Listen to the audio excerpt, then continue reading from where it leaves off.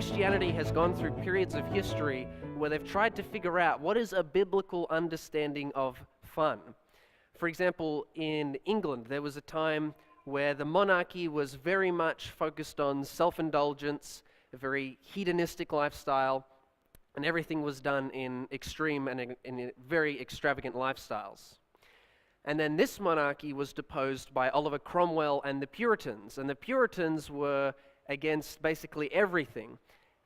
Any sports or games, any music or singing that was secular, anything that basically wasn't sitting in a church pew, the Puritans outlawed through their laws.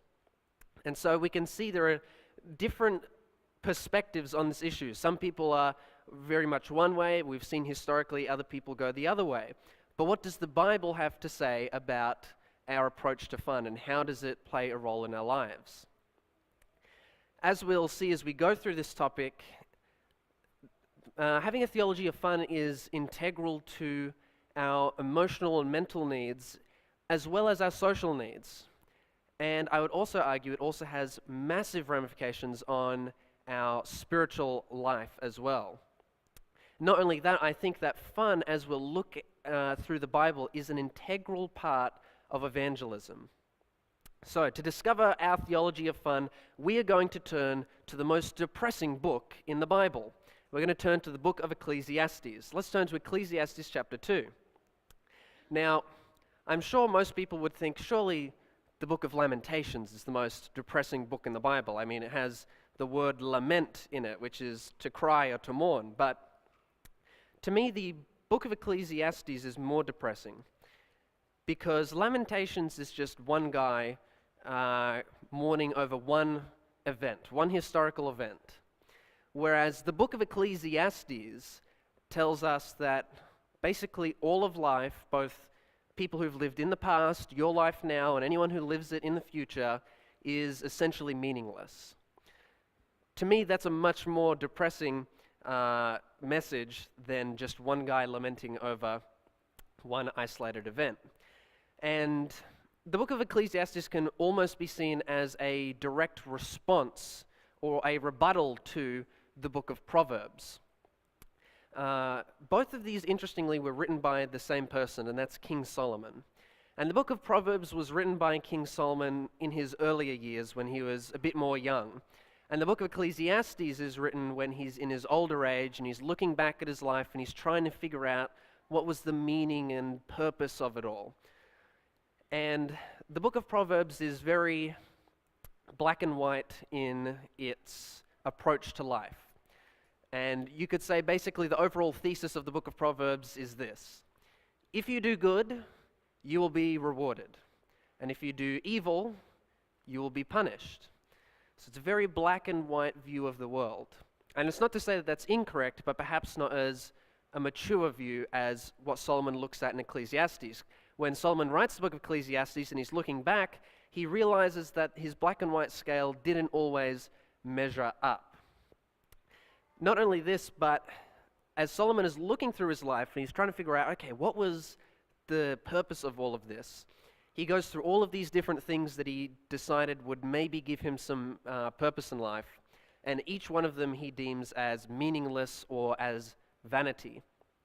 And the Hebrew word for this meaninglessness or vanity is hevel, and it literally just means like smoke or wind. Every time, Solomon says, every time you go to grasp for meaning in life, it just kind of vanishes in your hand. You can't grab it. Solomon basically describes life as being constantly grasping after wind. You can never get it. And he uses that as an analogy in the same way. You can never really grasp the meaning of life. So, with this context in mind, let's have a look at a few of the things that Solomon thought might give him some meaning in life. He tries, first of all, forget it. There we go. So he tries, first of all, maybe wisdom is something worth pursuing. Here's what he writes in Proverbs. He says, "Get wisdom, get understanding. Do not forsake her. She will preserve you. Wisdom is the principal thing.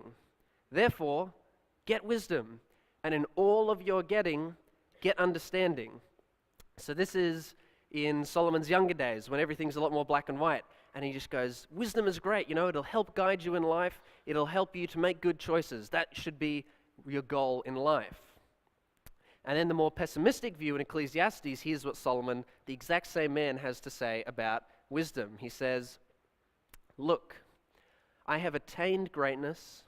I've gained more wisdom than all who were before me in Jerusalem. My heart has understood great wisdom and knowledge. But I perceive that this also is a grasping for the wind. For in much wisdom is grief, and he who increases in knowledge increases in sorrow.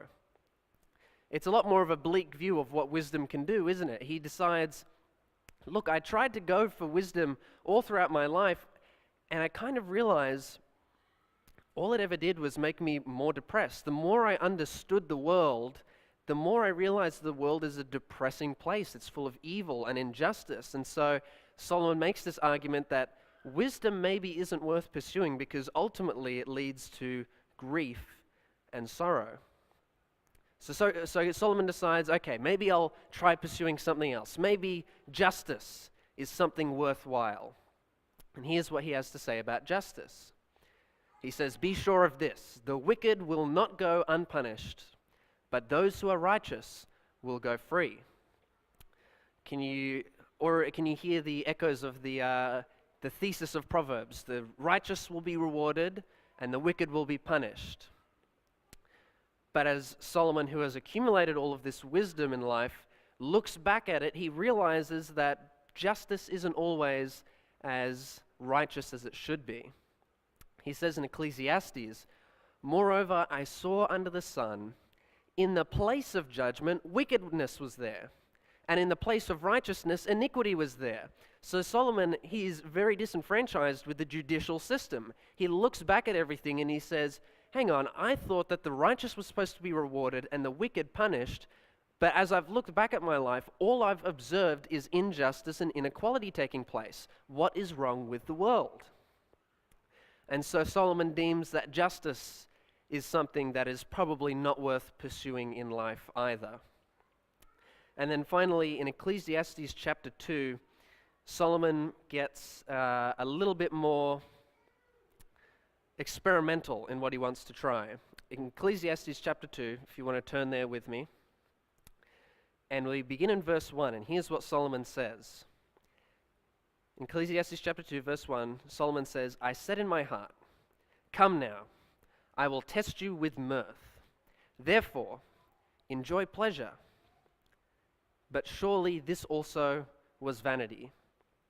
I said to laughter, you are madness, and of mirth, what do you accomplish?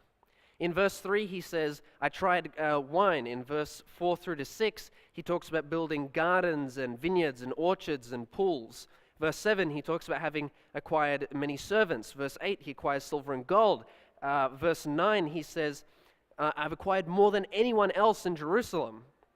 Verse 10, whatever my eyes desired, I did not keep from them. I did not withhold my heart from any pleasure. And what does all of this extravagant lifestyle add up to? He says in verse 11, I looked on all the works that my hands had done, and on the labor in which I had toiled, and indeed all was vanity. A grasping for the wind, that hevel, that smoke, he can't grasp it. There was no profit under the sun. Solomon is almost the original sex, drugs, and alcohol. He tries everything. He tries to live a life that's just hedonistic and full of self-pleasure and indulgence, and none of it works for him. But after all of these things, Solomon, he goes through, we've just looked at a few of the examples that there are in Ecclesiastes, but Solomon writes basically a big essay on all of the things in life that are meaningless and aren't worth anything. But there's some hope at the end of this book as well. Solomon, in his very last chapter, concludes that there is something that can give life meaning and purpose. Let's turn to Ecclesiastes chapter 12. This is significant. Here, we're going to hear from the wisest man who ever lived, and after this man has tried everything under the sun, he's told us there's one thing, and we're going to find out this in Ecclesiastes chapter 12, and we begin in verse 13. Here's what Solomon says is the meaning of life. He goes, "Let us hear the conclusion of the whole matter." He says, "Fear God," or respect and honor God, "and keep his commandments. For this is man's all." Fear God, keep his commandments. This is man's all. What was the big revelation that King Solomon had? Everything that he had been doing up until this point was all for himself. It was all for his own self-gratification. He was doing everything to please himself. And most importantly, none of it was done undergirded with the intention of doing this for God. And then Solomon looks back and he realizes if anyone just simply does whatever they do in life, if it is undergirded by this notion of doing it for God, by fearing him, respecting God, keeping his commandments, then what they are now doing has value. And that's because Solomon was also investing purely in what was temporary, or the temporal, things that would dissipate. All of the big buildings that Solomon built, they would one day collapse. All of the servants and the concubines which Solomon had, they wouldn't last forever. All of the silver and gold that he had probably got pillaged at one point. Solomon kept trying to invest in things that were temporary instead of investing in the eternal. And what Solomon realizes is that if an individual fears God and keeps his commandments, they're no longer just investing in the temporal or the temporary, they're investing in the eternal. Now, every action that a person does has eternal consequences. Whatever they do now will have an influence on eternity. But here's the thing about this conclusion. Most people read through the book of Ecclesiastes, and they'll read through the book, and they go, "Oh, this is pretty depressing." And then we get to the final chapter, and we get to where we just read in verse 13, and people say, "Oh, there we go, that's the conclusion." But I find it interesting that no one ever looks anywhere else in the book to see what Solomon has to say about what the true meaning of life is. Think of it this way. If you were to read any other essay, you don't skip to the conclusion to get your answer, do you? If your author has been writing a good essay, they've been making their argument the whole time throughout it. They've been giving you evidence and they've been explaining it. And so when they come to the conclusion, they say, "Well, you know what I've been talking about the whole time, so I'll make it quick." And that's why even when I look at that, I say, "Okay, Solomon, fear God and keep his commandments, this is man's all," but that's a little bit vague, you know. It's not as detailed as I would like it to be. That's because Solomon's been giving us the details in the rest of his essay. It doesn't make sense for us to just read the conclusion and not read the rest of what he's written. Similar to, you wouldn't read the final chapter of a book after you've read maybe the first. The final chapter is not going to make any sense to you. You have no idea why the hero is over here and who the villain is because you haven't read the rest of the book. So let's have a look at what Solomon says. Solomon specifies for us all throughout his book. He has a recurring theme and he focuses on one commandment of God in particular. This is the commandment that Solomon is referring to when he concludes his essay in Ecclesiastes and says, "Fear God and keep his commandments." Let's have a look at Ecclesiastes chapter 2 and verse 24. This is significant. So before we were looking at, okay, Solomon, what is the meaning of life? He says, fear God, keep his commandments. And now we're going to find out what is that commandment that Solomon is referring to that gives life inherent meaning and value. This is it in Ecclesiastes chapter 2 and verse 24. King Solomon says, nothing is better for a man than that he should eat and drink, and that his soul should enjoy good in his labor. This also I saw was from the hand of God. Nothing is better for a man than that he should eat and drink, that his soul should enjoy good in his labor. This also I saw was from the hand of God. Probably not what you're expecting, right? Solomon, he's basically telling us here, it is a good thing, it is a gift from God to be able to eat and drink, to spend time with family and friends, to work hard, and then to enjoy the fruits of your labor.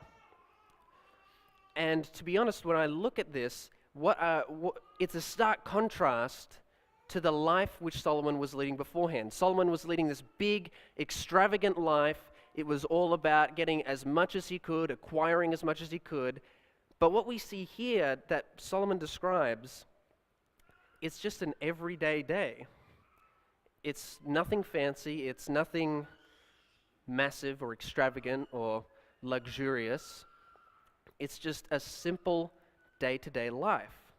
You go to work, you work hard, you get paid, you're able to have food, you eat with your family. Or in other words, if I could summarize everything that Solomon has said in this verse, Solomon is saying, have fun. He says, enjoy the work that you have. Enjoy your work. Enjoy being able to spend time with friends and family. Just enjoy the simple things of life, and this will carry you throughout your life. In Ecclesiastes chapter 3 and verse 12, he says this again. Oh, where am I? Yep. Ecclesiastes chapter 3 and verse 12, he says this. I know that nothing is better. He says nothing is better for a person than to rejoice, to do good in their lives, and that every man should eat and drink, enjoy the good of his labor. This is a gift of God. Here Solomon is reiterating again, it is a good thing to enjoy time with friends and family, to have fun. And then he repeats it again in chapter 8 and verse 15. I think we'll find this one particularly interesting. Chapter 8, verse 15, he says, I commend enjoyment. Having fun, being joyous. I commend enjoyment. Because a man has nothing better to do under the sun than to eat, drink, and be merry. For this will remain with him in his labor all of his days of his life, which God gives him under the sun. All of the days of the life that we have under the sun, King Solomon says there is nothing better for a person to do than to eat, drink, and be merry. Now, I think it's very unfortunate that our culture has taken that phrase and taken it to mean, well, live a life that is very, self-indulgent. It's often used as a justification to get very drunk. And I think it's unfortunate because the mentality that we have today is eat, drink, be merry so that you can forget all of the problems that you have in your life, forget, everything that's going on, just, get drunk. But here King Solomon is saying, eat, drink, be merry, and remember.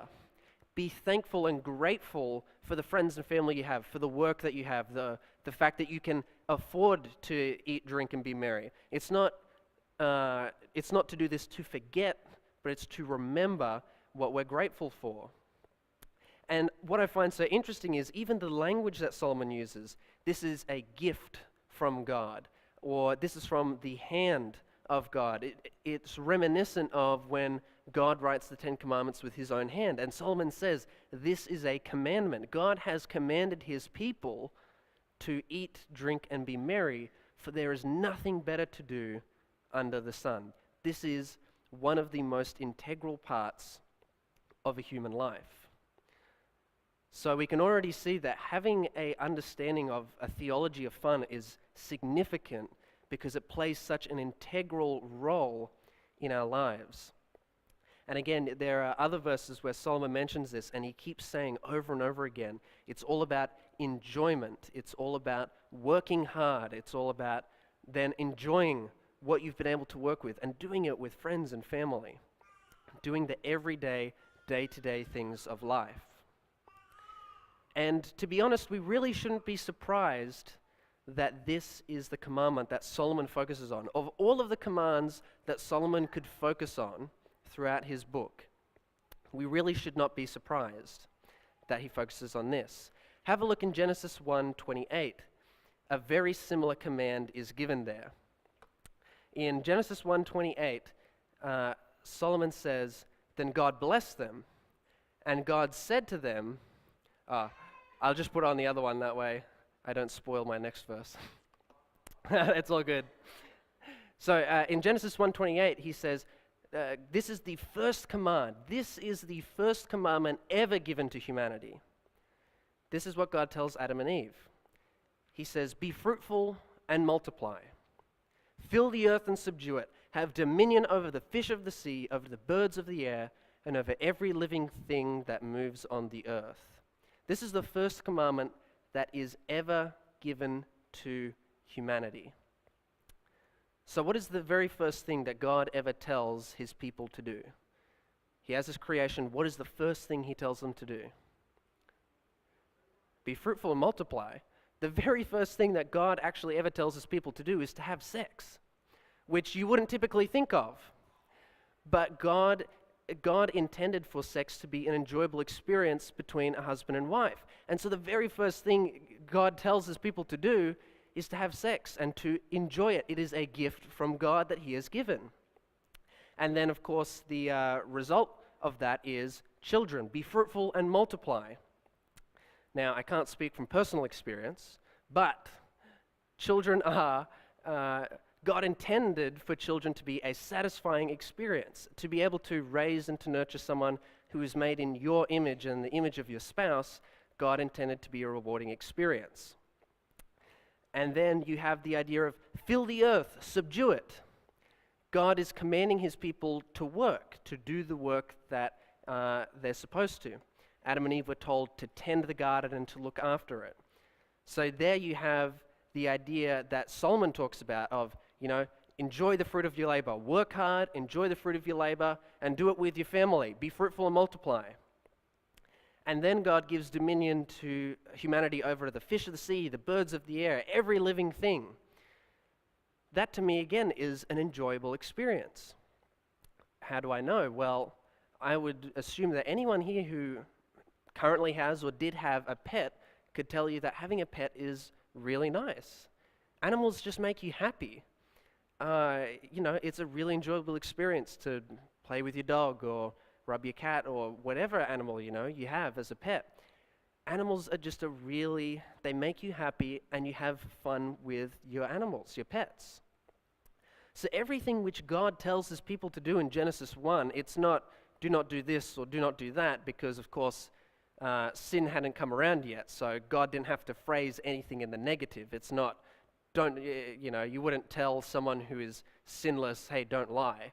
The person's going to say, well, I wasn't going to. I don't even know what, I can't comprehend what a lie is. But in a sinless world, the very first thing which God tells his people to do is to enjoy themselves and to have fun. And again, not in a hedonistic way, not in a self-indulgent way, but in a pure and innocent way, by being fruitful and multiplying, by working hard, enjoying the work that you do, and taking care of the animals that we have, and taking care of children. These are all things which God has given to his people. And so we see that really all King Solomon has done is he's kind of reworded or repackaged the first commission given in Genesis in Ecclesiastes. He's just kind of reworded it a bit, and he said, you know what? It's no coincidence that the first command God ever gave to humanity is the very thing that gives us meaning and purpose in our life now. There's really no difference. And I've actually given a similar Bible study on this topic to some of my friends at college. And I challenged each of them, think about this. If Adam and Eve were able to be in the direct presence of God in the Garden of Eden, not only were they having fun with one another, but whether directly or indirectly, they were also doing all of these things with God. We're told that God walked and talked with them in the Garden of Eden as well. And so I challenged them with the idea, have you ever thought about having fun with God? And everyone was a bit dumbfounded. You don't really think of it that way. And obviously you don't lose the reverence and respect and the fear for God that you have, as Solomon tells us in Ecclesiastes.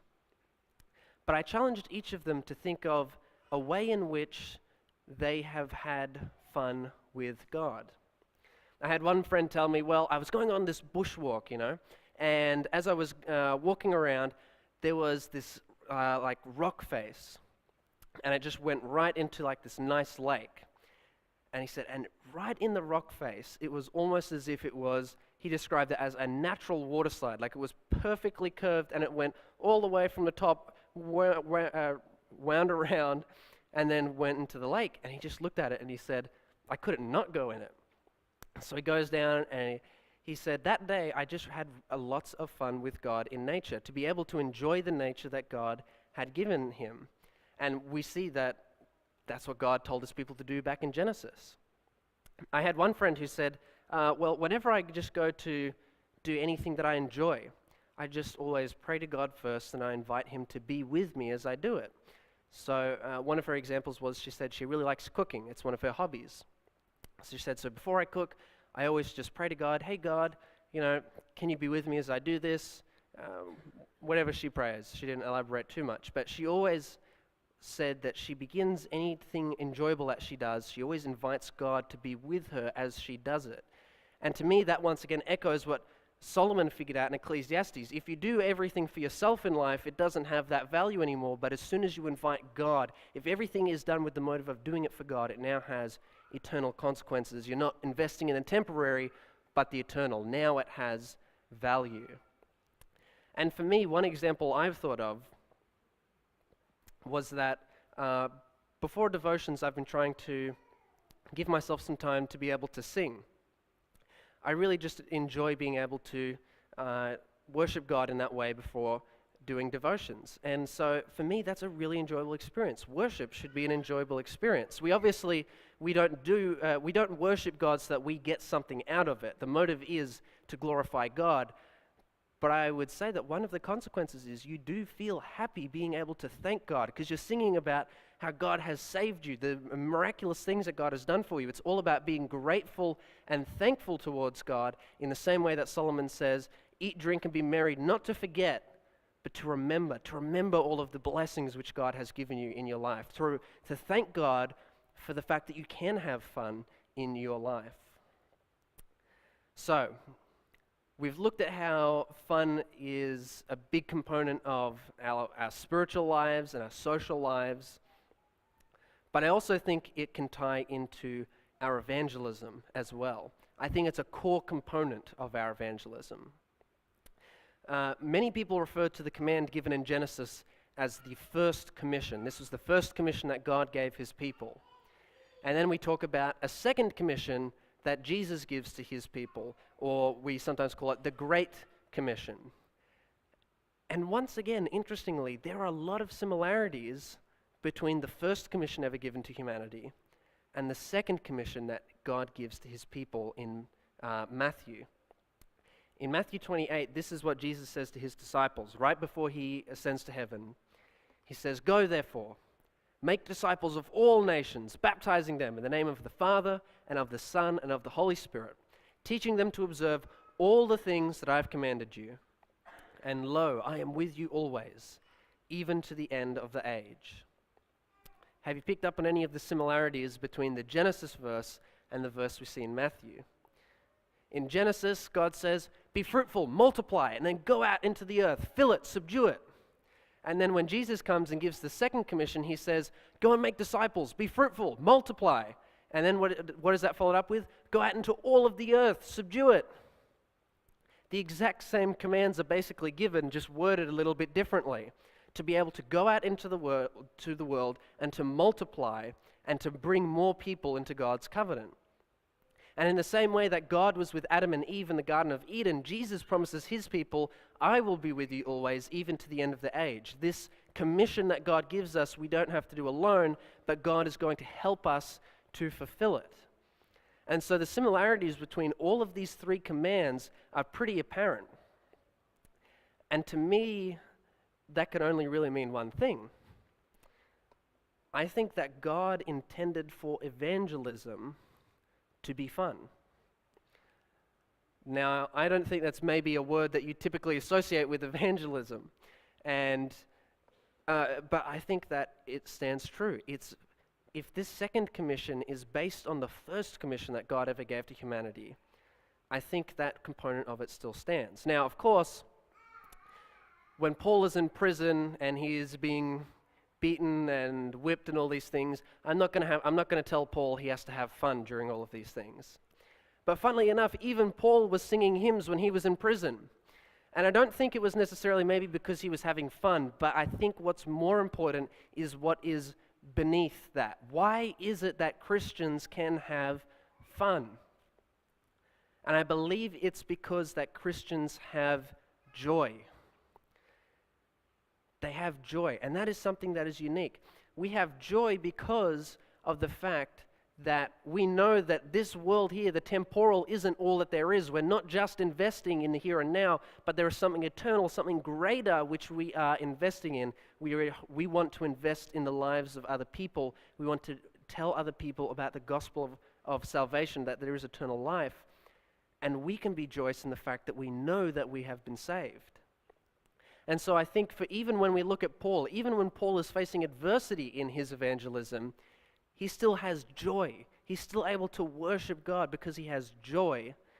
And it gives him satisfaction and fulfillment in life because he ultimately knows this is what it means to invest in the eternal. This is what gives life meaning and purpose. And I think that fun and joy as well are big components of evangelism, because if joy is a fruit of the Spirit, then that means that those who don't have the Spirit cannot have it. And so if the world does not have the Spirit, then it cannot have joy. And so as people look at this massive group of people who all have joy and who all are having fun, not again in a hedonistic way, but just going through their day-to-day lives, in the workplace, at school, whatever it is they're doing, with their friends, when they're socializing, with family, the day-to-day things that Solomon describes, as they're going through that, and if they're able to have fun, people begin to clue into that because they don't have that same joy. They don't have the same joy that motivates our ability to have fun. And so that is a great witnessing opportunity. How is it that you have so much joy? What is it that keeps you so positive all the time? And then you can go in and say, well, there's some good news. Here is the reason why I have so much joy in my life. And so I think the convicting aspect of this is that an unhappy Christian or a grumpy or a bitter Christian is not a good witness of the gospel. In fact, I think they are detrimental to the gospel. Now, I'm not saying that no one ever has the right to be upset or sad. We all go through things in life. But our default position should not be grumpiness or bitterness. Our default should be joy. And so if we are demonstrating this lifestyle where we're grumpy all the time, we're bitter all the time, and people observe this at work or at school, wherever it is that we are, and we label ourselves as Christian, we say, hey, this is what a Christian's like. We're grumpy and bitter all the time. Well, who's going to be attracted to that? Who's going to want to hear about this good news that you have if it looks as though you're only grumpy and bitter all the time? If you can't have fun, I would say you might not be doing a great job at evangelism. I think that's very convicting for us. And I'll tell you what, I personally find this to be incredibly challenging. I have a bit of a introverted personality, and so sometimes I'll get invited by friends to go out somewhere. Like, oh, come on, Christopher, let's go. And sometimes I'll just be grumpy. I'm like, oh, I don't want to go. I just want to stay at home and read a book, you know, and I get a bit grumpy with my friends sometimes. And that convicts me because I realize I'm not doing a very good job at showing the joy of God. Why am I so grumpy? I mean, I have friends that want to do things with me, that want to have fun with me. It's the eat, drink, and be merry that Solomon is talking about. They're inviting me to do the very thing Solomon is saying, and here I am going, I don't really want to. You know, I'd rather just stay home and not talk to anyone. That's not a great witness. So I know that even in my personal life, I have, my tendency sometimes is to be a little bit grumpy and to not have that joy. And so this convicts me, this idea that I know for a fact that I have not always been a good witness for the gospel. But I believe that through the inworking of the Spirit, that attitude can change, that joy can be achieved, not by our own efforts, but through the Spirit, and that in so doing, we can be good witnesses for God. We can be good evangelists by going out, going into the earth, filling it, multiplying with disciples through having joy and through having fun. So, our challenges today is this. We've looked at we've created a theology of fun. We've looked at all of the different aspects of it. We went through Ecclesiastes, and we see that Solomon says, look, there's nothing better in life. Nothing better, he says, than to eat, drink, and be merry. And he says, fear God, keep his commandments. And of all the commandments, he says, follow the first one that God ever gave to humanity. Have fun with friends, family, children. Take care of all of the animals of this earth. Work hard, and then enjoy the fruit of your labor.